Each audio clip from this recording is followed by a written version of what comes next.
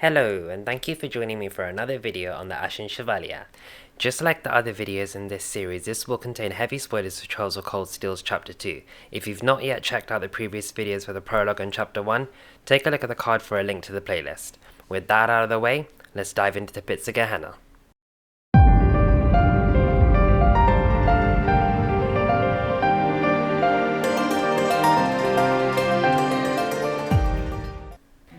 May came, filling the town of Trissa with greenery. Meanwhile, Class 7's schedule was growing busier by the day. May 22nd opens with a military science lesson led by Instructor Neidhart of the 4th Armoured Division. He explains that the Orbital Revolution 50 years ago changed the way that wars were fought from there onwards. There are 4 main factors to this, the first being the invention of orbital guns, cannons, and other weaponry. The increased accuracy and ease of maintenance and manufacture resulted in other firearms becoming obsolete. The second factor was the mechanization of the military, including the use of orbital vehicles, tanks, and cars, of course providing them with enhanced offense, defense, and mobility. The third factor was the invention of airships, adding a new dimension to the military, i.e. the sky, which was never possible before. The last factor was the introduction of orbital communication, which was also not possible prior to the revolution, but given the mass use of it in this day, Zemuria would be crippled without it. Moving on, the boys and girls are split by gender for their next classes, where girls take on home economics, i.e. cooking, and the boys have a computer class. In the girls' class, Ferris and some other noble girls make a few remarks about them, to which Alisa questions whether they'd like to be a little less obvious. Meanwhile, Fee whisks away, just look at that focus. In the boys' computer class, Elliot and Gauis are huddled around Rean's desk and discuss that Machias and Jusis both really hit the road running with learning how to use computers. Gauis mentions that the two of them almost got violent during their field study. That arrogant noble from Class 1 calls out Rean's name and introduces himself as Patrick T. Hyarms, i.e. one of the 4 great houses of Erebonia's nobility. Patrick proceeds to invite Rean to the noble's salon on the 3rd floor in the Student Union building, to which Rean ponders on how to turn him down politely. Jusis eventually walks over and questions Patrick as to why he wouldn't invite Jusis first. I find this part pretty hilarious because Patrick highlights that Jusis has been invited many times and the second year's practically begged him to come, and Jusis responds with, "I have no interest." What a hilarious guy. Patrick tells Rean that he should think about the connections he has and eventually walks off. Rean thanks Jusis for fending him off, and Jusis makes it clear that he wasn't helping Rean at all. He just acknowledges that he caused some trouble in the last field study, i.e. the provincial army back in Celtic, and then cuts any further response short and walks away. And then we finally come to homeroom, where Sara reminds them that they have their practical exam coming up and also drops that their midterm exams are soon too. Alisa asks if they can ask Sara if they don't understand something, and she responds with, "Not if you care about the answer being right." She then leaves, and almost everyone leaves for their club's activities. Alisa approaches Rean awkwardly and tries to ask something, but ums and ahs about it until she feels too awkward and leaves without asking anything. Eventually, it's just Rean and Machias left in the classroom. Rean asks what Machias will be up to, either the chess club or studying in the library, to which Machias responds pretty sarcastically and blames himself for believing Rean when he said he was not a noble. Clearly Machias is pretty hurt by Rean's lying, which I don't technically think he was lying, since all he said was that he didn't have a drop of noble blood in him, which he doesn't, considering he was adopted. Machias takes his leave and runs into Emma at the door. Turns out she left a book in her desk and came to collect it. She is actually helping Fee study, which is adorable and just like the kind-hearted Emma we love. Rean takes care of a few things before returning to the Dawns for the day, including finding Fee, who fell asleep outside the old schoolhouse despite Emma waiting for her in the library. Once he does leave the school grounds, he meets a bandanas 2nd year again and also a leather-clad girl who introduces herself as Angelica Rogner, the daughter of Marquis Rogner, another of the 4 great houses. The boy finally introduces himself as Crow Armbrust of Class 5, and with that, Rean arrives back in the dorms. The next day, Rean completes his request and then calls the class to the old schoolhouse. As they go in a little further, the entire layout has changed once again. This time there is a massive elevator in the next room. They wonder how it's even possible for a large-scale change to occur outside of the building changing itself. Alisa examines the elevator and comments that it must have been built during the Middle Ages. They proceed through, eventually defeating the monster at the end of the new level. As they are on their way to update Principal Van Dyke, the Black Cat appears again. The principal highlights that it was Emperor Drycles who specifically said that the old school house must be preserved as it is until the promised day. Unfortunately, he doesn't know anything outside of that, but speculates that it could be related to the War of the Lions 250 years ago and St. Sandlot, Drycles' companion. The day ends and a new one begins with a practical exam, where Jusis and Machias cause their group difficulties once again, because they just can't link properly. After this, the location for the next field exercise is announced, and the groups are Group A to Barehard, Rean, Emma, Machias, Jusis and Fee, and Group B to St. Arc, Alisa, Laura, Elliot and Gauis.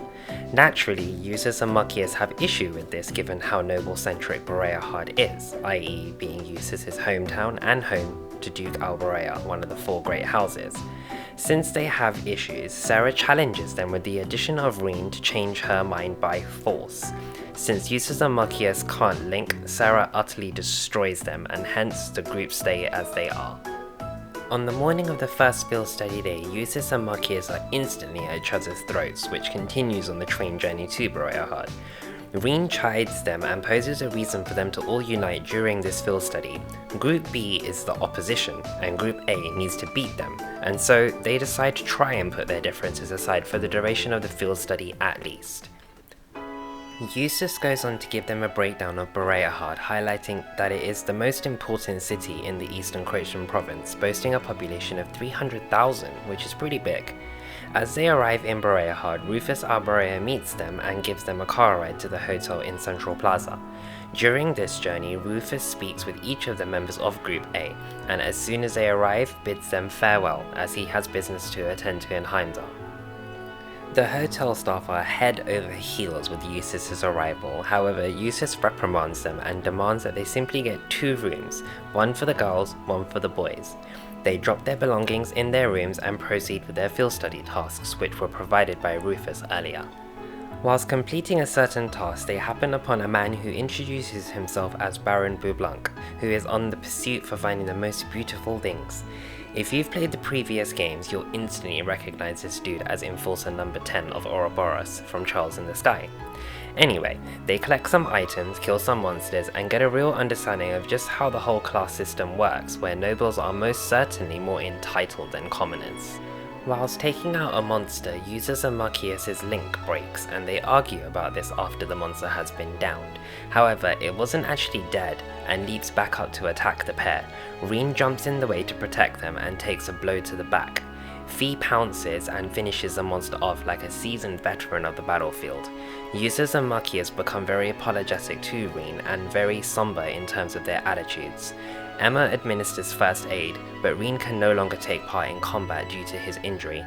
Just as the group departs, Emma checks his bandages, air quotes, and we see a glint of light around Emma's hands after she speaks a foreign language in her mind. Rean comments that he felt something warm flowing into his body, but Emma shrugs it off as nothing. The group continues on their way to Aurochs Fort further down the Aurochs Canyon Road, and stop for a moment to check on Rean's injury. He states that he doesn't feel any pain at all anymore, asking if Emma used some sort of ointment, to which she stutters and says no, then says yes, that it was something that she brought back from home. They still want to know more from Emma, but she is clearly caught off guard, eventually changing the subject to Fee and her amazing reaction to finishing the monster off. She just responds with, "I'm accustomed to battle," raising some eyebrows, but they move on anyway. Finally arriving at Aurochs Fort, the group is amazed at how big the place is. As they go down the entrance ramp, they notice a large train passing over them.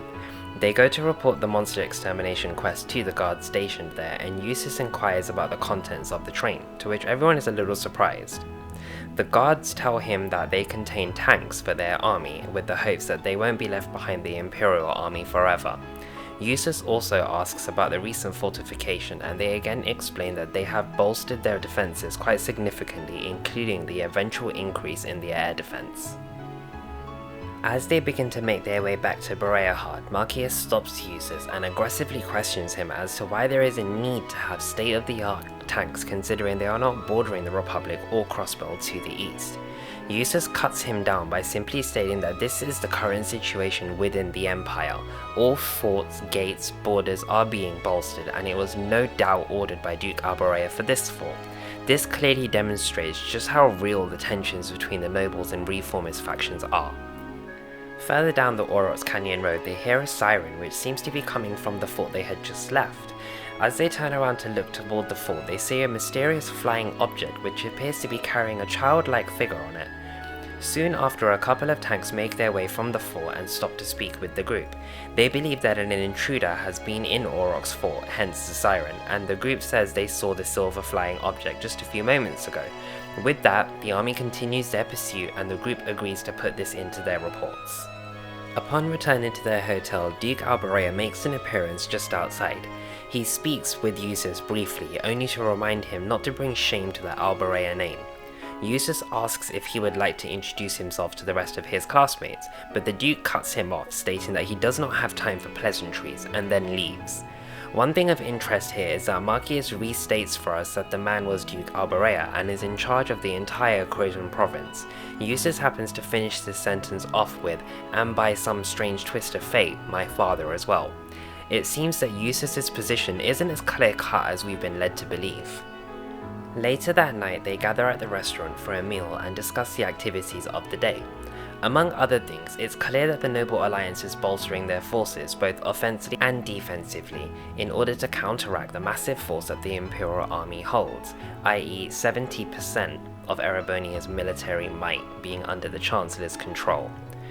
Baron Brubank makes an appearance and comments quite dangerously around the Duke's intentions, eventually bidding them farewell and luck on their last day of their field study. But wait, how did he know that they only had one day left? Something strange is definitely going on here and it doesn't smell of beauty. With neither rean or Jusis being able to get much sleep that night, Jusis reveals that his background was less perfect than anyone in Class 7 realized. His mother was a commoner, making him the mere bastard son of Duke Albarea. Jusis continues to warn rean about his selflessness being misunderstood.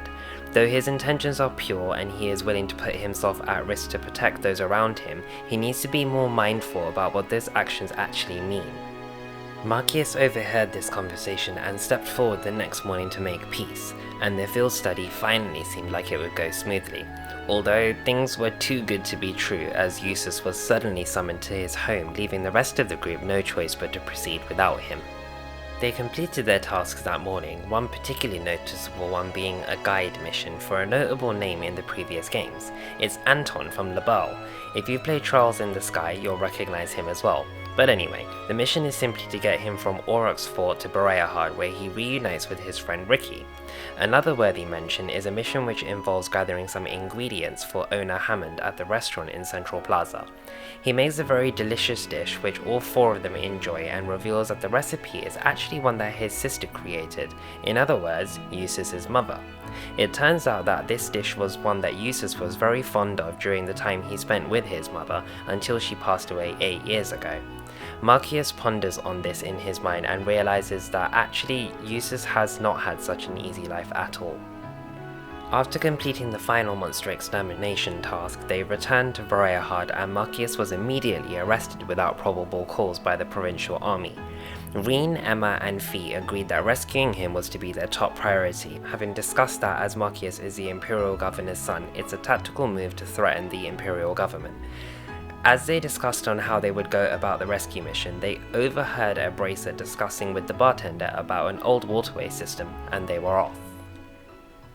Conveniently enough, the complex waterway led to quite a few places, including the Albarea mansion, where they were soon reunited with Jusis, who had learned what happened and escaped from his home to set things right. As they approached a massive heavy door, Fee made the impassable easily passable by using a set of explosives to topple it. Rean then questioned Fee's past and she revealed that she was a Jaeger. Jaeger Corps are the best of the best mercenaries out there, and to think that Fee is a girl 2 years younger with no physical differences. Anyway, they freed Machias and made a run for it after taking a couple of guards out on their way. They were cornered by two large dog-like beasts from the military. By the goddess, jusis and machias were able to form a successful combat link and the group emerged victorious.